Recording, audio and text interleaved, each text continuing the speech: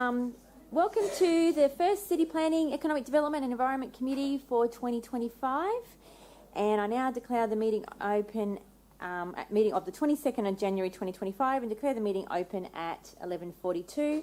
I'd like to begin today's meeting by acknowledging the traditional custodians of the land on which we're gathered and pay my respects to elders past, present and emerging.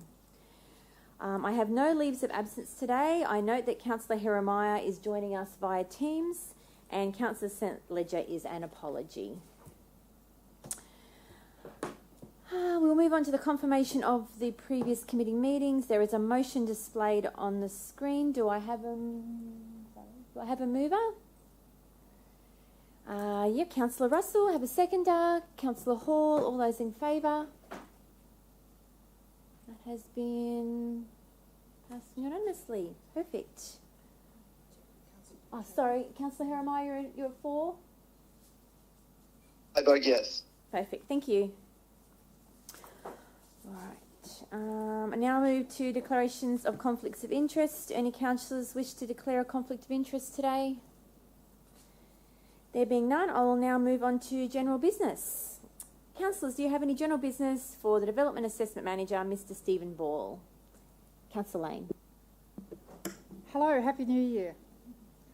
How do you reckon the application's going for pre-lodgement meetings for trying to locate a cemetery for our Muslim community? Can you give us any updates on?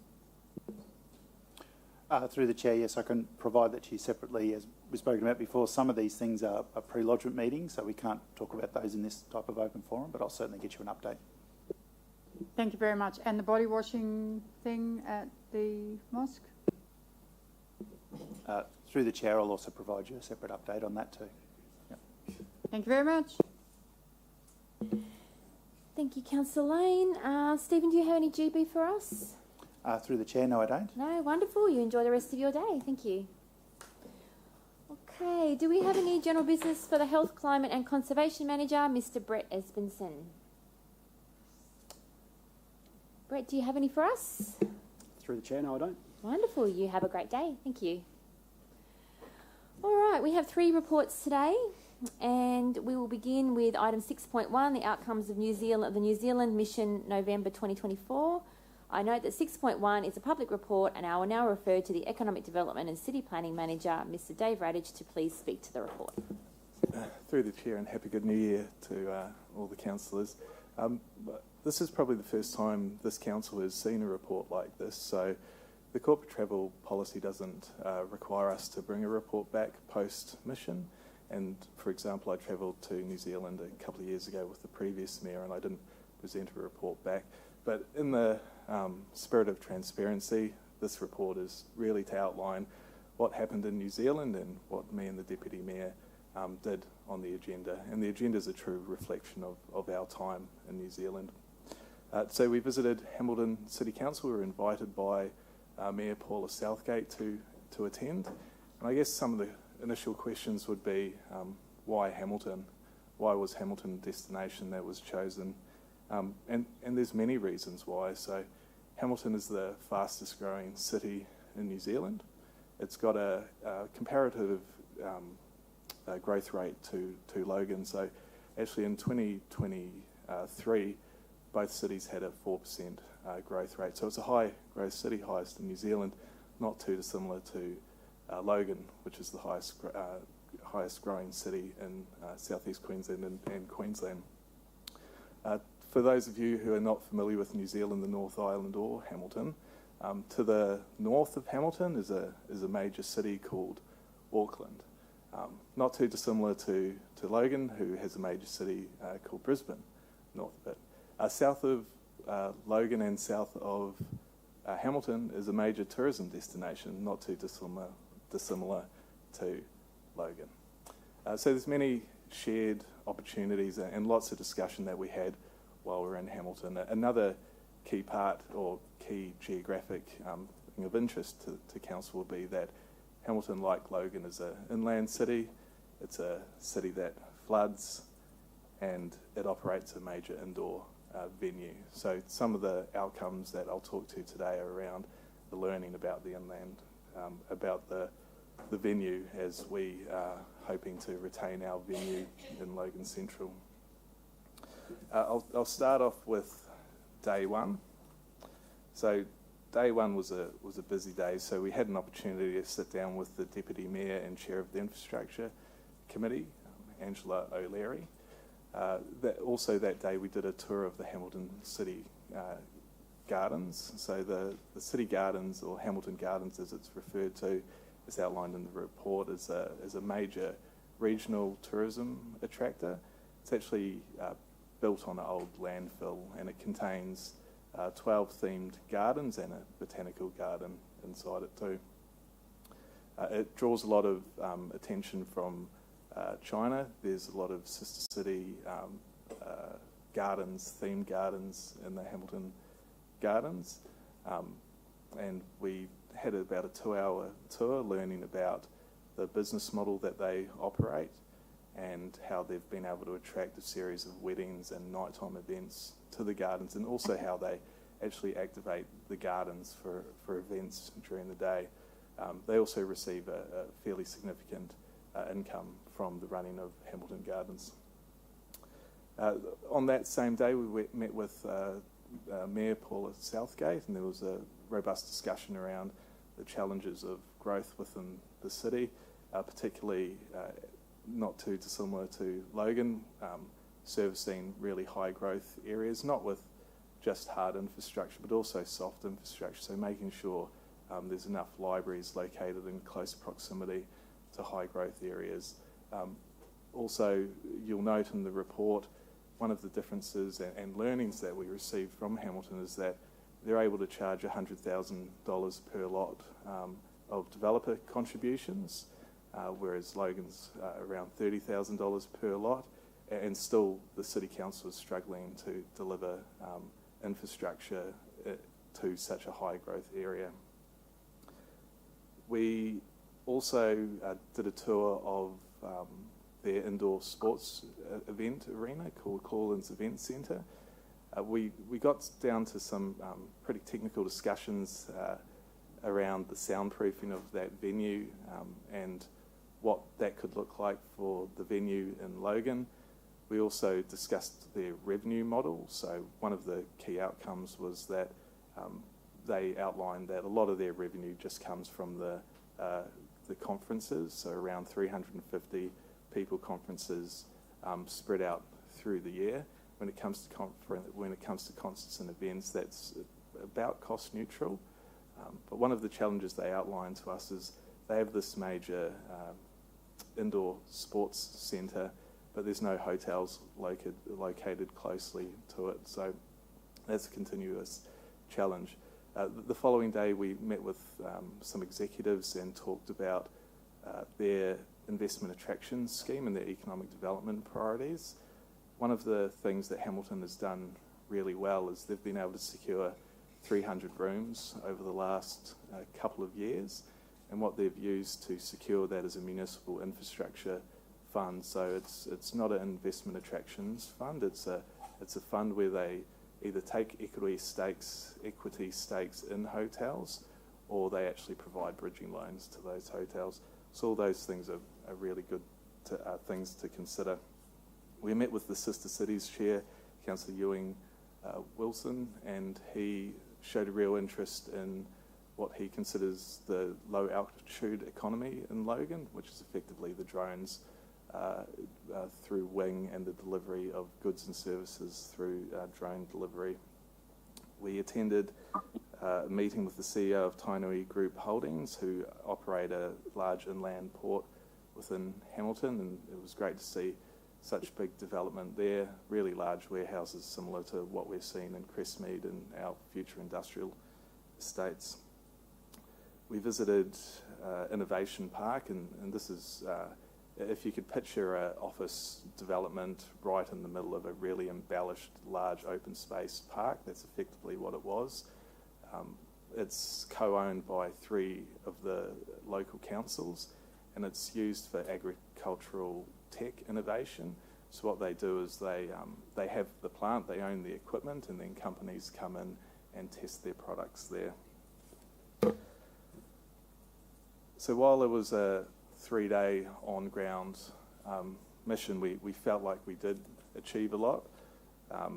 And I guess that's not only our feelings. If you look at page 18 of the committee report, Mayor Southgate also outlines that she found it very valuable, the organisation found it very valuable.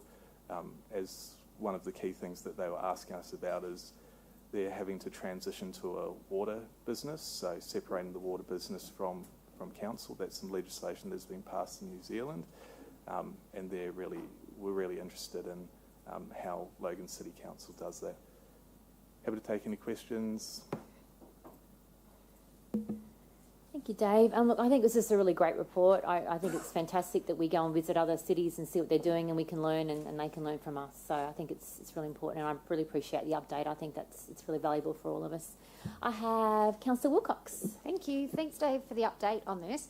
Just wondering, on page 3 of your report, page 3 of 5 or 15 of the book, it says the significant increases in costs for capital works were highlighted.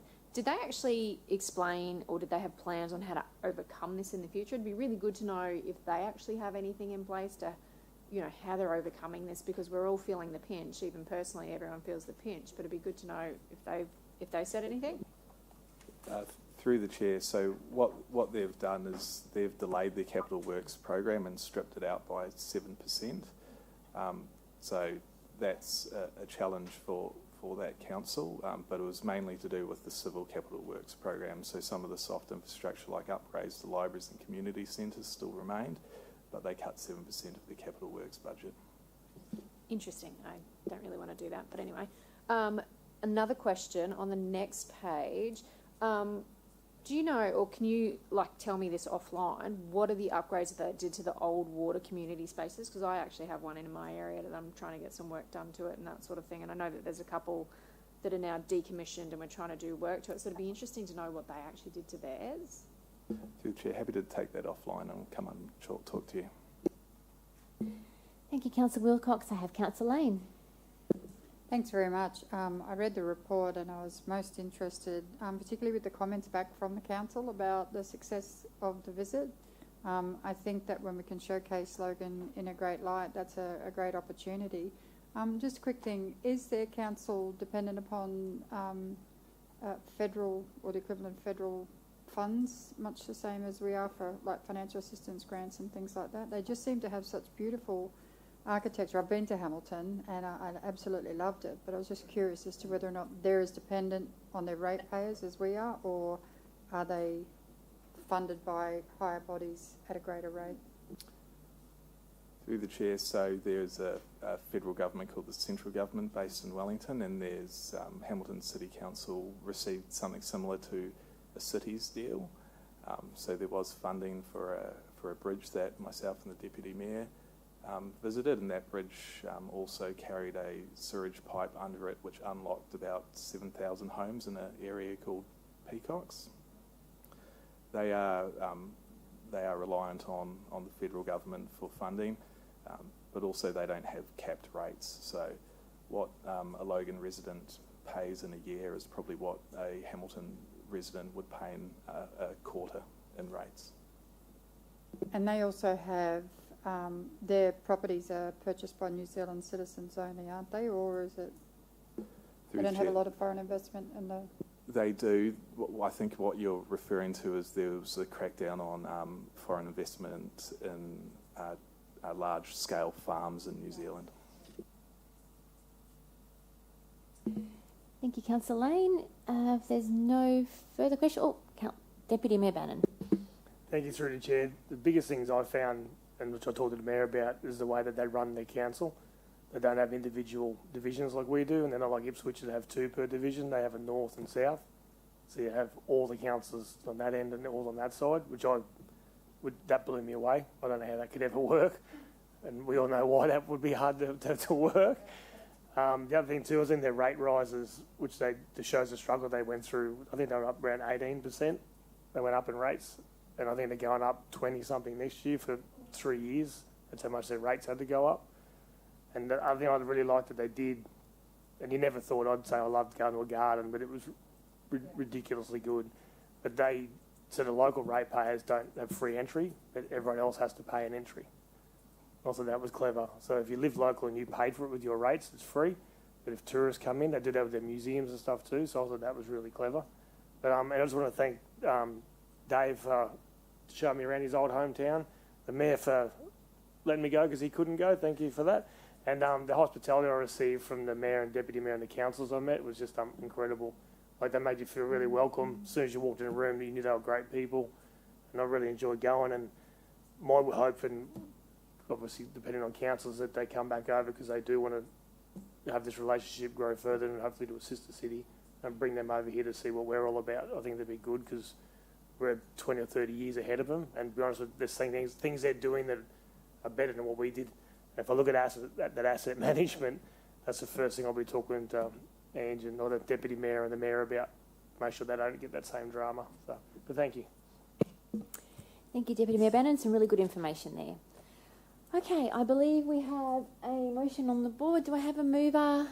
Deputy Mayor Bannon, Councillor Murphy, second motion. All those in favour?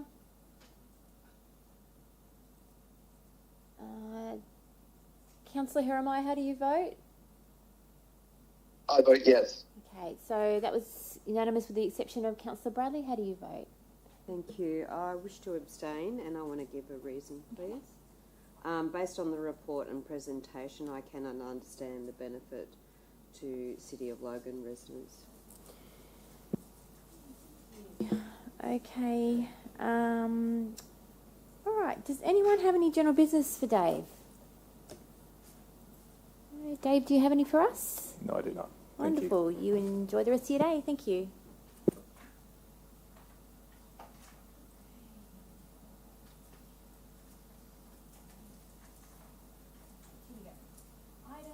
Move on to item 6.2, bin lid harmonisation. I note that 6.2 is a public report, and I'll now refer to the Waste and Resource Recovery Manager, Mr. Michael Asnakar, to please speak to the report. Thank you, Chair. Morning, councillors. I've adopted the terminology used by the state government, harmonious bin lids, in this report, which seeks council's endorsement to apply for funding under the state government's Grow FOGO fund to replace all of the dated dark green general waste landfill wheelie bin lids with new red lids. If that is supported by council and then subject to the funding outcome from our application to the state, the bin lid replacement program would be undertaken sometime next financial year, and it would be preceded by a community engagement program to let residents know that their bin lid would be changed, and it would ultimately result in all residents' bin lids being consistent with the Australian standard, and that specifies that a general waste bin lid is red, recycling bin lid is yellow, and an organics bin, green bin, has a lime green lid. And that would then make council's community education campaign, which talks about the red, yellow, green message, make more sense to the community. It's envisaged that the $20 per bin lid funding being offered would be sufficient to cover the cost of the replacement program. However, the report does seek endorsement from council for a co-contribution of up to $3 per bin lid, so a total of about $120,000 to be used if we have to use that. Hopefully we won't. And one point that I'd like to make, which I didn't put in the report, but which has occurred to me, is that this would result in Logan City Council new red lids going on old Gold Coast branded bins and some old Beaudesert branded bins. So you'd have a Gold Coast bin with a Logan lid. But I've made the assumption that that would be preferable over replacing the entire bin, which would probably cost over $500,000 to replace the entire bin. Thank you. Thank you, Michael. I have questions from Councillor Lane, Councillor Bradley, and then Councillor Wilcox, please. Thanks very much, Madam Chair, through you. Okay, so the 120K is in case they don't fully fund it. Is that right, Michael?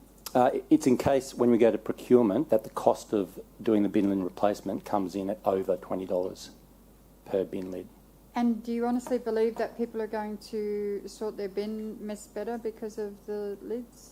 I think it makes our messaging a lot more clearer to understand, because people have these these bins with lids on them that actually doesn't actually match what we're telling them to do. So, we talk about red, yellow, green, and they might have a light green, a dark green. So, in time, I think, the funding is there to get that consistency out across the community. So I think it will result in improvements. It can only help. Thank you.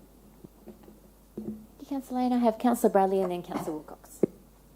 Thank you, through the chair. It wasn't really a question, just more of a statement, because I'm the only one, apart from yourself, that were around when we took the little split bin thing out The of dividers out of the... Yes, so I can just see a world of pain coming, that's all. Thank you, Councillor Bradley. Councillor Wilcox. Thank you. I'm one of those ones that will need a replacement bin lid because I have 2 green bin lids and a yellow one. So I think this is actually terrific because people sort of drive past going, whatever. But I can say they've actually never stuffed my bins up because I have the 2 green ones. They've never stuffed it up. When will you know, if you go out to procurement, when will you know if you actually need that extra funding? So we'd put the application into, I'd say by mid-year, June, July. If we undertake a procurement process, we should know around mid-year whether we need it.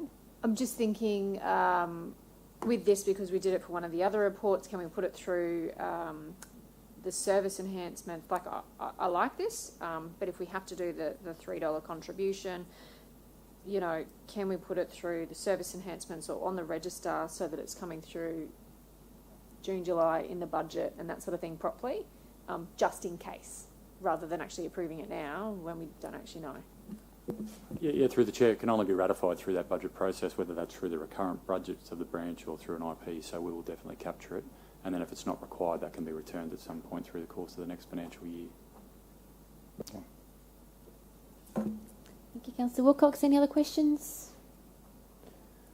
Okay, we have a motion on the screen. Do I have a mover? Councillor Jackson, do I have a seconder? Mayor Raven, all those in favour? And Councillor Hiramai, how do you vote? I vote yes. Yes, wonderful. Thank you. That's been passed unanimously. Okay, we're moving along really well. Item 6.3, LGAQ Waste Levy Survey. I know 6.3 is also a public report and is also going to be spoken to by Michael, so I'll pass back to you. Thank you. Okay, thank you, Chair. LGAQ has invited councils in the waste levy zone of Queensland to complete a waste levy survey to understand how the levy is impacting councils. LGAQ intends to use the collated responses to inform its advocacy to the state government, which is undertaking a review of the waste levy arrangements this year. Probably the biggest issue for councils is that the commitment from the state government upon the introduction of the waste levy was that it would not impact households. A year-on-year scale up of the levy, combined with the rebate amount to councils scaling down, was established with the intention that councils would introduce a FOGO bin, like a food organics and a garden organics bin, a collection service. So every household would get a green bin, which could take garden waste and food waste, and consequently that would reduce the amount of waste in the landfill bin, because close to 50% of a general waste bin is organic material. So subsequently that would reduce the volume of waste going to landfill, thus reducing council's waste levy liability. And the cost of implementing that FOGO service would be offset by state funding to purchase green bins, and the cost of collecting the bins and composting the material would be the same or less than paying the levy. But in reality, the cost of collecting green bins and composting is higher than paying the levy. And that's contributed to by issues around industry capacity in South East Queensland to process much higher volumes of organics material, and some fairly stringent state government regulatory guidelines on composters around contamination. So all these things are contributing to higher costs of actual processing than was assumed some years ago. Next financial year, we estimate that around $24 of the waste utility charge will be to pay our levy obligation. A green bin to all households would probably come in at around $65 per rateable property. So councils are in this position where, we're either increasing the waste utility charge to pay for levy or increasing it even more to give everyone a green bin. So in summary, our response to the survey conveys the message that the current rebate arrangements that are currently set by the state government haven't been developed or reviewed in accordance with industry's capacity to provide a viable service to council or council's ability to pay for it. So we're advocating that a review of that advance payment pathway or additional funding needs to be given to councils to assist with the diversion of waste from landfill and ensure that households are not significantly adversely impacted. Thank you. Thank you, Michael. I have a question from Councillor Bradley. Thank you, through the chair. This is probably more a side question. I'm okay with what you've just said. With the FOGO, would everyone have to have a bin? All single unit dwellings, and when I say FOGO, the actual inclusion of food in a green bin is not something that any council is contemplating in the short or medium term. It's just the processing and the cost of doing that is very high. A green bin for all households for garden waste is an arrangement that some councils are looking to implement, and their initial focus is on giving one of those to all single unit dwellings that have a backyard and a garden, because multiple unit dwellings don't have as much garden and they've got space limitations as well. Yeah, because I was just thinking, what about the people that deal with their own waste? Well, yeah, composting and stuff. That's right. So that's one of the decisions. It's around. So, in terms of the implementation, some councils have opted to set a land size limit, upper limit, after which you can opt into the service. Right. So if you've got 4,000 square metres, we're assuming that you've got the chickens and you've got a lot of land and you put your grass clippings in the garden, so you don't get one unless you want one. So you can set some parameters of who gets it. And a more problematic opt-out arrangement is if you can demonstrate that you compost, then you don't get the bin. That's but a hard that's one. very administratively complex to put in place. So the idea would be just like a recycling bin. Oh no, I don't buy anything in I don't need my recycling bin. Well, sorry, you can opt not to use it, but you get in the bin, or you can hand it back. Yeah. Right. So Thank you. administratively, you get one. Thank you, Councillor Bradley. No further questions? Okay, we have a motion on the board. Do I have a mover? Councillor Bradley, seconder, Councillor Russell. All those in favour? Councillor Hermai, how do you vote? I vote yes. Yes, wonderful. That's been passed unanimously. Okay, so now move on to general business. Does anyone have any general business for Michael? Councillor Lane. Hey, Michael. So just a quick question. Where we've got granny flats and auxiliary units attached to properties now, some of them don't always have the bins appropriate to the number of people that are living there. And we see, I suppose, rubbish in bags dumped on the side of the road rather than in bins. Is it a requirement under having these auxiliary units and granny flats that they actually do get additional bins, or can the tenants ask for bins, and who gets billed? Is it the property owner or the tenant? So if the secondary dwelling is a separate rateable property, then they're rated for bins. But if it's not, then the additional bins can be provided. They just need to be ordered by the landlord. And currently we do offer additional bins to be ordered by tenants upon like an invoice arrangement if they want an additional bin. Because there's a couple of tenants out there that their owner refuses to order more bins, and they don't have capacity because they're paying private rent and quite a bit to be able to buy the bins. Is there some discretion that can be used by council in those instances, or is it just where we find that there's a failing of the property to adequately provide bin space for the number of people there, that we can action it formally, or? Can I take that on notice? I just want to check the policy and see if we can actually prescribe the number of bins in certain circumstances. That would be really handy. Thank you so much. Thank you, Councillor Lane. I have Councillor Wilcox. Thank you. Hi, Michael. Just wondering, I saw something yesterday that was absolutely fantastic. My advisor came and showed me the Cleanaway tracking program, where we can see the trucks and we can actually see lifts and we can see everything. And I think it's flipping amazing. Can councillors please have access to this, so I don't have to constantly email you or text you going, hey, can you please double check if this house has had their bin done, or can you please send a bin back? So then I can actually go, actually no, you have been serviced, but you didn't put your bin out, or you put it out late, or this, that and the other thing. And then I can just contact you when there is an issue.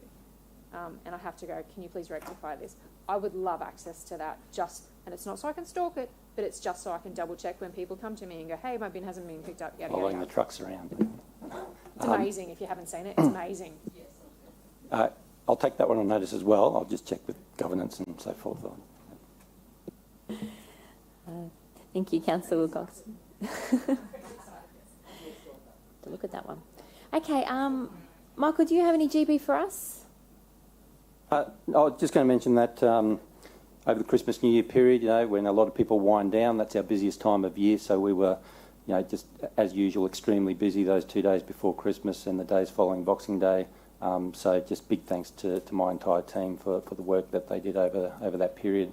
And we had another very exciting reopening of the Logan Recycling Market on Friday morning. So those Boxing Day sales sort of things that you see.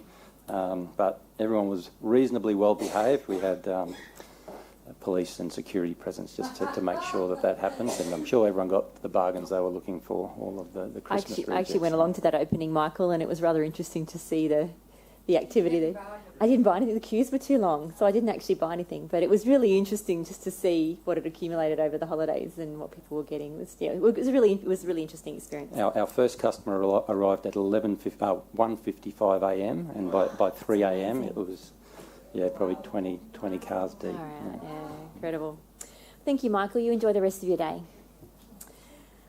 Okay, that includes the agenda for today. Does anyone have any general business for Director of Growth, Economy and Sustainability, Mr. Dave Hanson? Dave, do you have any for us? No? Okay, there being none, I now declare the City Planning, Economic Development and Environment Committee meeting of the 22nd of January 2025 concluded at 12:14, and the City Lifestyle meeting will commence in 10 minutes at 12:24. Thank you.